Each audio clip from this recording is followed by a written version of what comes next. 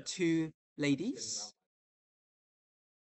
So the total of the two mass, because they will be joined up by then, so they will be conserving the energy together, and then you are times by the VT square, and then add the mgh. So again, it is together. They'll be attached together, and then multiply by 9.81.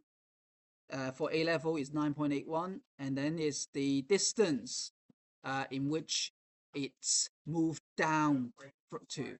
So it's 0.15. Okay. So that way we can work out the velocity in which it's moving by, given the amount of joules put on it. So let's do the maths. So 120, half of 20 is 10, so it's 10 VT squared plus 29.43. And then minus 29.43 both sides, you will get 90.57 equal to 10 VT squared. Divide both sides by 10.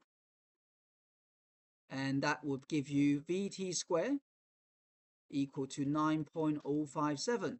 And so VT is equal to the square root of 9.057.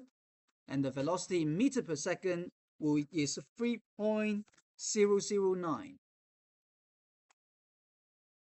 meters per second. And all you have to do is put that number in there and now solve that. Okay? So, can you quickly do that if you haven't done that? So, M1 is your first object, which is your hammer. So, the hammer is 12. This is 8 kilogram. Okay? V1 is what we need to find. And this is 3.009. That's the total mass when they join up together.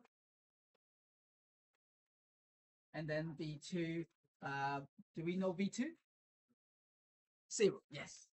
Because the pin is not, the spike is not moving. So you're multiplying by 0. So this term will just become a 0 term.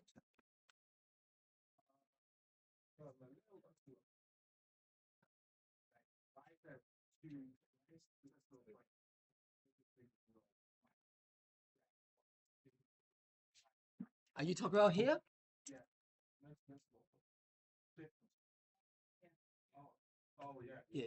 Yeah. So I skipped that part because I said divide by 10 both sides. So what I'll do is, just for your sake, I will now put in red. I did thought to myself, do I do that?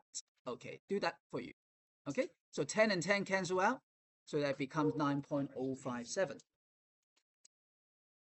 Okay, so the last bit. So you just substitute it in here using the conservation of momentum. So conservation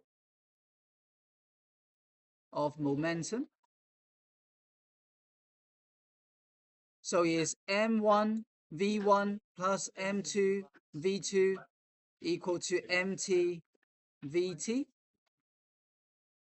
So that means we have 12 kilogram multiplied by V1 plus 0, because V2 is 0, it's not moving, the spike wasn't moving at the start, so therefore the V2 is 0. So 0 times M2 is going to be 0, so equal to the total mass, which is 20. 12 plus 8 is 20, multiplied by VT, multiplied by VT, which is 3.009. Sorry, not much space I have to write this. And so V1 is equal to 20 times 3.009 divided by 12. And the answer to that is 5.015 meter per second with no rounding necessary. It gives you some nice number. Okay.